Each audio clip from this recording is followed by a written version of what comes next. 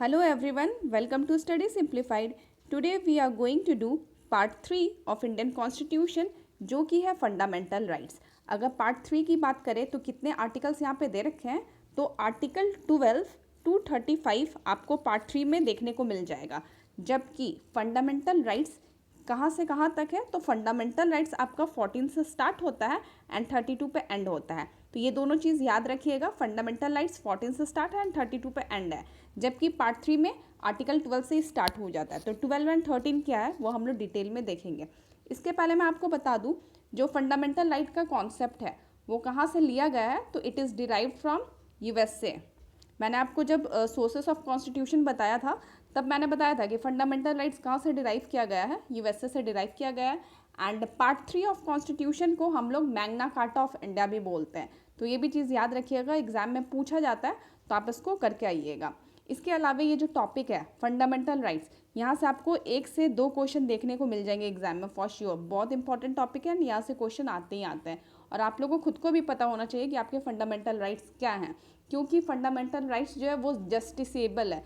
Justiciable है means अगर वो वायलेट होता है तो आप इसके लिए कोर्ट में जाके जस्टिस मांग सकते हो, ठीक है। It is justiciable in court of law. तो आप लोग को खुद के लिए भी ये जानना ज़्यादा ज़रूरी है।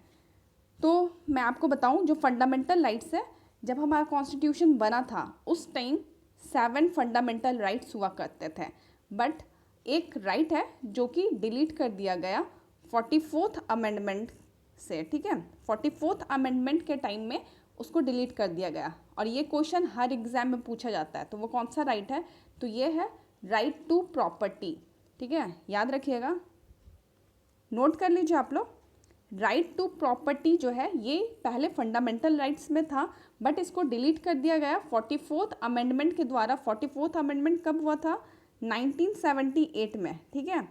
तो इस टाइम इसको डिलीट कर दिया गया और इसको अब कहाँ पे रख दिया गया, तो अब ये लीगल राइट है एंड इसको आर्टिकल 300A में रख दिया गया। तो आप इसको भी नोट कर लीजिए। अब कहाँ पे मिलेगा प्रॉपर्टी वाला राइट, राइट टू प्रॉपर्टी, ये 300A में मिलेगा, ठीक है। तो ये दोनों चीज़ आप ध्यान में रखिएगा, एग्जाम में पूछा जाता है। तो देखते हैं फंडामेंटल राइट्स। अब 6 टाइप के आपको याद रखना है। Right to equality, right to freedom, right against exploitation, right to freedom of religion, cultural and educational rights, right to constitutional remedy. तो ये 6 राइट्स जो है हम लोग डिटेल में पढ़ेंगे। तो आज हम लोग कवर करने वाले हैं राइट टू इक्वालिटी। हम लोग इक्वालिटी के बारे में आज पढ़ेंगे कि इसमें क्या क्या प्रोविजंस दे रखा है, क्योंकि राइट टू इक्वालिटी में आपके कितने सारे आर्टिकल्स आ जाते हैं। तो आर्टिकल 14 से लेके 18 ये राइट टू इक्वालिटी में है। तो हम लोग को एक एक पढ़ना है, क्योंकि एक एक बहुत ज़्यादा इंपॉर्टेंट है, क्वेश्चंस आते हैं, ठीक है। आपको लिटरली याद करना, फंडामेंटल राइट्स में जितने भी आर्टिकल्स हैं आपको बाई हार्ट करना है। तो चलिए देखते हैं। जैसा कि मैंने आपको बताया आर्टिकल 14 से 18 देखना है। तो आर्टिकल 14 के पहले 12 एंड 13 भी देखना ज़रूरी है। यहाँ पे गिवन नहीं है, बट आप चाहो तो नोट कर लो, ठीक है। आर्टिकल 12 में ये दे रखा है कि जो फंडामेंटल राइट्स है वो हम लोग को कौन प्रोवाइड करेगा, तो simply state will provide fundamental right. तो स्टेट जो है उसका डेफिनेशन यहाँ पे दिया गया है कि कौन सा क्या क्या चीज़ आखिर स्टेट में आता है जो हम लोग को फंडामेंटल राइट प्रोवाइड करेगा। तो इसमें बेसिकली सब कुछ है, union government, state government, local government, जो भी है, parliament of India, state legislature, कोई भी लोकल अथॉरिटी और कुछ भी, ठीक है। जो भी चीज़ गवर्न की जा रही है गवर्नमेंट ऑफ इंडिया के द्वारा वो लोग हम लोग को फंडामेंटल राइट्स प्रोवाइड करेंगे। इन केस अगर वो लोग प्रोवाइड नहीं कर रहे हैं तो हम लोग उसके लिए कोर्ट में जाके चैलेंज कर सकते हैं, ठीक है। तो आर्टिकल 12 में डेफिनेशन ऑफ स्टेट है जो कि बताता है कि कौन कौन आपको फंडामेंटल राइट प्रोवाइड करेगा, ठीक है। आर्टिकल 13 में क्या दे रखा है, तो आर्टिकल 13 में दे रखा है कि जो लॉज, ठीक है, लॉज कौन बनाता है, पार्लियामेंट बनाते हैं, ठीक है। तो अगर लॉज इनकंसिस्टेंट होगा विथ फंडामेंटल राइट तो उसको वॉइड कर दिया जाएगा, ठीक है। तो इसके लिए जो जुडिशियल रिव्यू लेता है सुप्रीम कोर्ट, जब रिव्यू करेगा और देखेगा कि हाँ ये कंसिस्टेंट नहीं है फंडामेंटल राइट्स के साथ, ठीक है, इसमें जो कॉन्स्टिट्यूशन है उसका पालन नहीं हो रहा है, बेसिक राइट का पालन नहीं हो रहा है, अनकॉन्स्टिट्यूशनल है, इनवैलिड है, तो उसको वॉइड कर देगा, ठीक है। तो आप ये दोनों चीज़ याद रखिएगा। आर्टिकल 13 से क्वेश्चंस आते हैं, law inconsistent with fundamental right shall be void, ये सुप्रीम कोर्ट उसको वॉइड कर देगा। तो आर्टिकल 13 पूछा जा चुका है एग्जाम में, आप इसको नोट डाउन कर लीजिए। चलिए अब आर्टिकल 14 से देखते हैं। यहाँ पे आ जाता है हमारा right to equality and equal protection of law. यहाँ पे आप दो टर्म देख पा रहे हैं, equality before law and equal protection of law. ठीक है, अब ये दोनों का मतलब क्या है, तो दोनों हम लोग डिस्कस करते हैं। तो देखिए, इक्वालिटी बिफोर लॉ, इसका मतलब ये हुआ कि कोई भी पर्सन, उसका ये नहीं देखा जाता है कि वो कितना पावरफुल है, वो कितने अच्छे पोस्ट पे है, क्या है नहीं है, वो नहीं देखा जाता है। सारे लोगों को इक्वली ट्रीट किया जाता है। No person is above law, law के ऊपर कोई भी पर्सन नहीं है, किसी को भी स्पेशल प्रिविलेज नहीं मिलेगा। Everyone is equal before law. ठीक है, सिंपली यही समझ लीजिए। और ये जो कॉन्सेप्ट है ये कहाँ से लिया गया है, ये ब्रिटेन से लिया गया है, ब्रिटिश कॉन्सेप्ट है। ठीक है, इक्वालिटी बिफोर लॉ। अगर हम सेकंड वाले की बात करें जो कि है इक्वल प्रोटेक्शन ऑफ लॉ, इसमें क्या है, ये अमेरिका से लिया गया है, यूएसए से। एंड इसमें बोला गया है कि equal treatment under equal circumstances. तो जो भी लोग गलती कर रहे हैं तो उसके लिए एक ही ट्रीटमेंट मिलना चाहिए। अगर कोई सिग्नल तोड़ रहा है तो वो मैन हो, वुमेन हो, कोई भी हो, अमीर हो, गरीब हो, उसको एक ही पनिशमेंट, एक ही ट्रीटमेंट मिलना चाहिए। इस तरीके से आपको ये समझ में आया होगा। एंड यहाँ पे एक ध्यान देने वाली बात क्या है, इसमें जो आर्टिकल 14 है उसमें ऐसा बोला जा रहा है कि the constitution provide that state shall not deny any person equality before law और equal protection of law within the territory of India. तो यहाँ पे देखिए, within the territory of India बोला जा रहा है, और दूसरा बात यहाँ पे बोला जा रहा है एनी पर्सन। तो यहाँ पे ध्यान रखिएगा, एनी पर्सन बोला जा रहा है, तो यहाँ पे सिटीजन प्लस फॉरेनर दोनों की बात हो रही है। तो अगर कोई फॉरेनर इंडिया आता है और इंडिया में कोई लॉ को वायलेट करता है तो उसको भी उस पनिशमेंट का इक्वल अधिकार होगा। मतलब जो इंडियन पर्सन को, जो इंडियन को पनिशमेंट मिल रहा है वो फॉरेनर को भी मिलेगा। तो इस तरीके से जो आर्टिकल 14 है वो सिटीजन एंड फॉरेनर दोनों के लिए है, क्योंकि यहाँ पे एनी पर्सन लिखा है with in the territory of India. India में आया है कोई भी पर्सन, तो अगर वो लॉ वायलेट कर रहा है तो उसको इक्वली ट्रीट किया जाएगा। ठीक है, तो आपको ये चीज़ ध्यान रखना है। फिर हम लोग आ जाते हैं, अच्छा यहाँ पे एक चीज़ और आप याद रख सकते हैं, यहाँ पे कुछ एक्सेप्शंस दिए गए हैं इक्वालिटी बिफोर लॉ। अब ये एक्सेप्शंस क्या है, तो सिंपली याद रखना है, यहाँ से क्वेश्चंस नहीं आएंगे, बट आप लोग जान लीजिए कि इसमें एक्सेप्शन क्या है।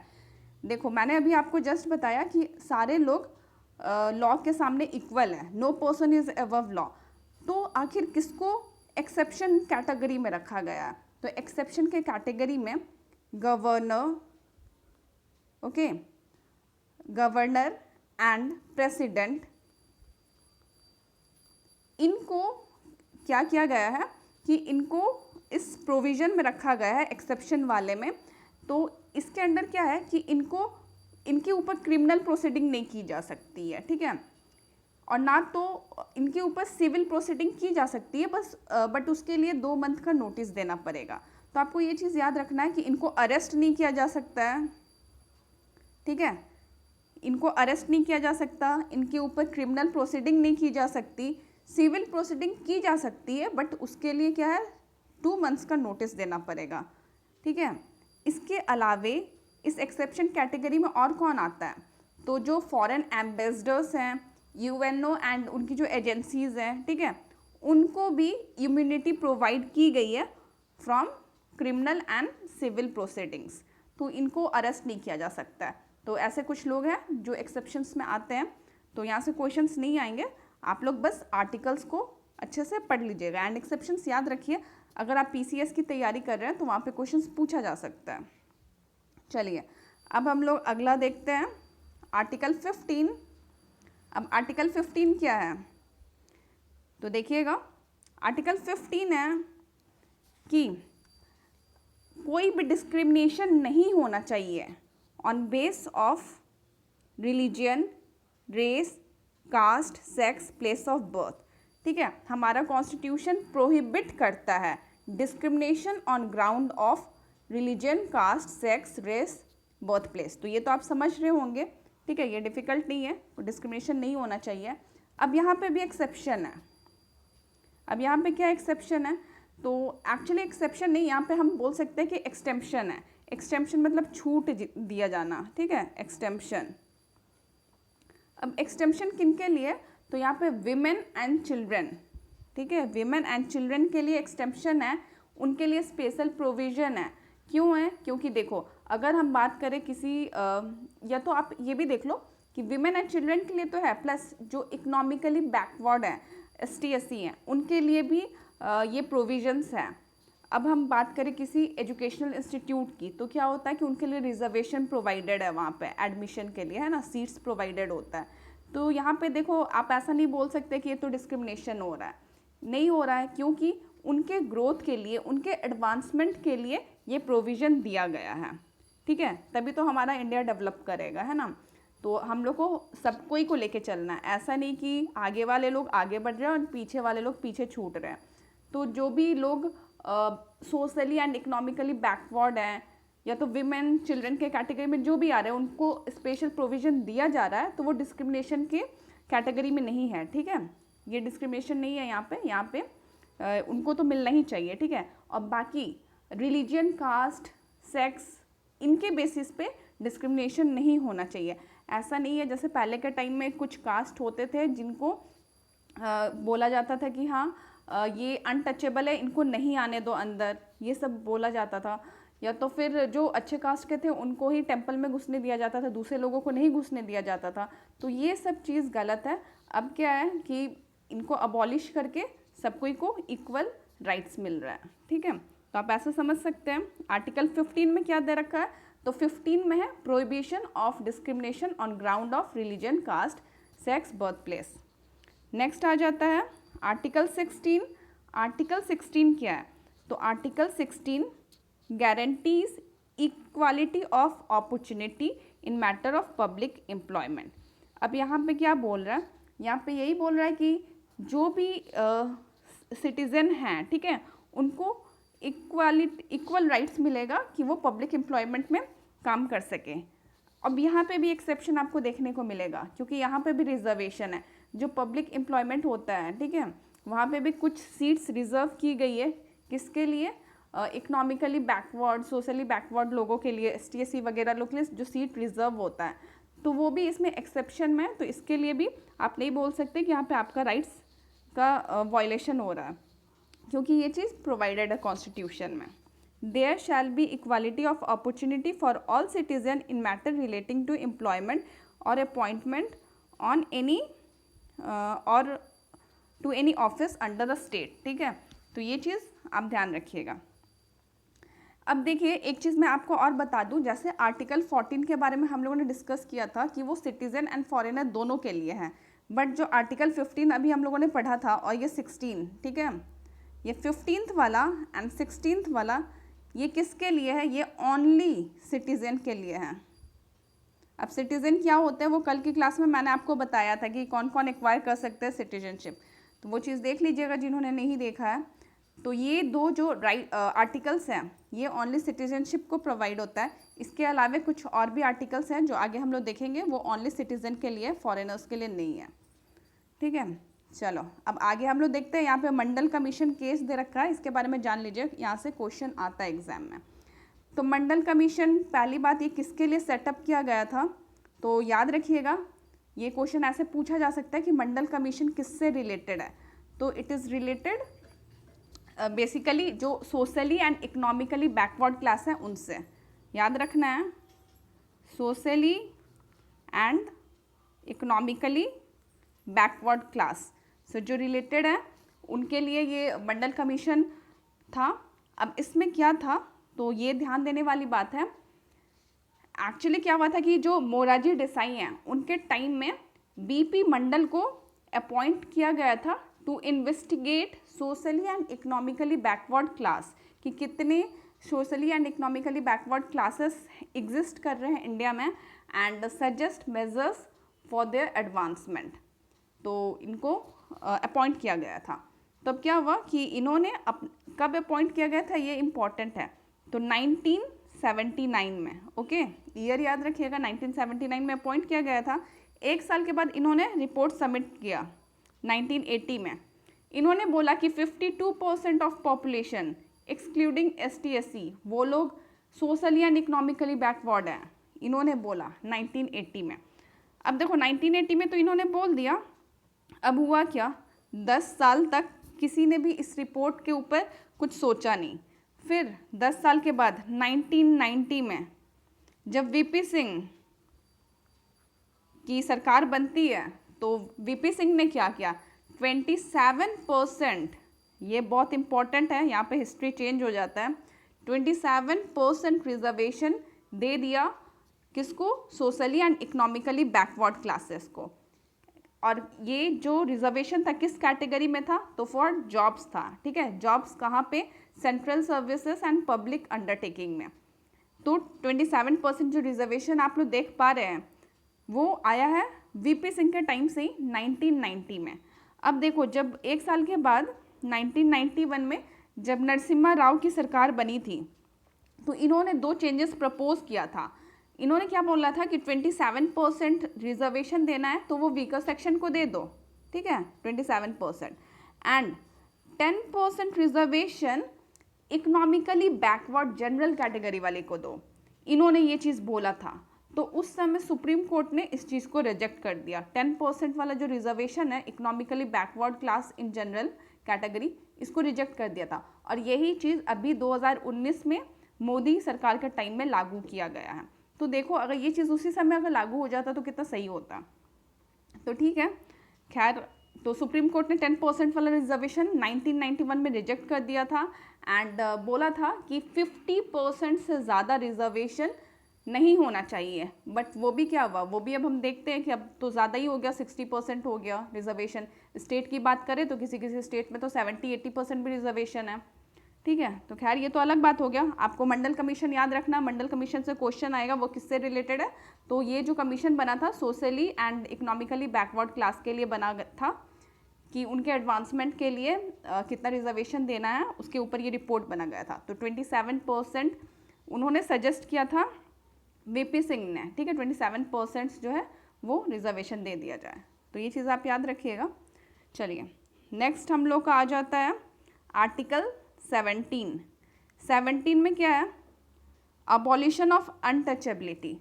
अब अनटचेबिलिटी तो आप लोग सब जानते होंगे, छुआछूत जिसको बोलते हैं। तो इसको अबॉलिश करने की बात आर्टिकल 17 में की गई थी। एंड जो अनटचेबिलिटी एक्ट है 1955 का, इसके थ्रू क्या बोला गया था कि जो अनटचेबल वाली चीज़ है वो गलत है एंड अगर कोई ऐसा करता है तो वो पनिशेबल होगा, 6 मंथ इम्प्रिजनमेंट मिलेगा एंड 500 रुपीज़ फाइन भी लगेगा। तो ये चीज़ कॉन्स्टिट्यूशन में हमारे बोला गया है कि अनटचेबिलिटी बिल्कुल गलत है। जो ऐसा करते हैं सोसाइटी में कि हाँ वो नीचे कास्ट का है, लो कास्ट का है, तो अनटचेबल की तरह बिहेव करते हैं, ये बिल्कुल ही गलत है, ऐसा नहीं करना चाहिए। तो सबके लिए इक्वल राइट्स हैं। तो अगर किसी के साथ ऐसा होता है तो वो इस चीज़ को लेके सुप्रीम कोर्ट में भी जा सकता है, ठीक है। तो यहाँ पे ज़्यादा कुछ नहीं है। 17 में याद रखना है अनटचेबिलिटी को अबॉलिश करने की बात की गई है। आर्टिकल 18 में है अबॉलिशन ऑफ टाइटल्स।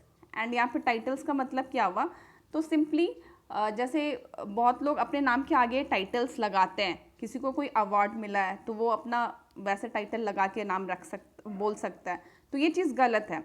यहाँ पे 2 ही लोग अपने नाम के आगे टाइटल लगा सकते हैं, एक जो मिलिट्री में है एंड दूसरे जिनके पास कोई एकेडमिक टाइटल है। लाइक किसी ने इंजीनियरिंग किया है तो वो इंजीनियर लगा लिया, किसी ने मेडिकल किया है तो वो डॉक्टर लगा लिया, PhD किया है तो डॉक्टर लगा लिया, ये चलेगा। मिलिट्री में है अपने नाम के आगे कमांडर लगा लिया, लेफ्टिनेंट लगा लिया, जनरल लगा लिया, ये चलेगा। तो याद रखना है कि अबॉलिशन ऑफ टाइटल के अंदर एक्सेप्शन में कौन सा एक्सेप्शन आता है, जिन लोग मिलिट्री में हैं या तो एकेडमिक डिस्टिंक्शन, इन दोनों को अलाउड है टाइटल लगाना। इसके अलावे किसी को भी अलाउड नहीं है। जिनको भी अवार्ड मिला है उनको भी अलाउड नहीं है किसी भी तरीके का अवार्ड। आप देख लीजिए यहाँ पे नेक्स्ट पैराग्राफ में दे रखा है, भारत रत्ना और Padma Vibhushan can not be used by receptionist as a title and therefore does not come within the constitution provision. तो सिंपली ये याद रखना है, अबॉलिशन ऑफ टाइटल में किसी भी तरह का टाइटल नहीं लगा सकते एक्सेप्ट मिलिट्री और एकेडमिक डिस्टिंक्शन, ठीक है। तो अभी हम लोगों ने कितना आर्टिकल कंप्लीट किया, 14 to 18, जो कि राइट टू इक्वालिटी आता है। नेक्स्ट क्लास में हम लोग आर्टिकल 19 देखेंगे जो कि राइट टू लिबर्टी है, ठीक है। तो अगर आपको कोई क्वेरी होगा तो आप कमेंट बॉक्स में पूछिएगा एंड थैंक्स फॉर वॉचिंग।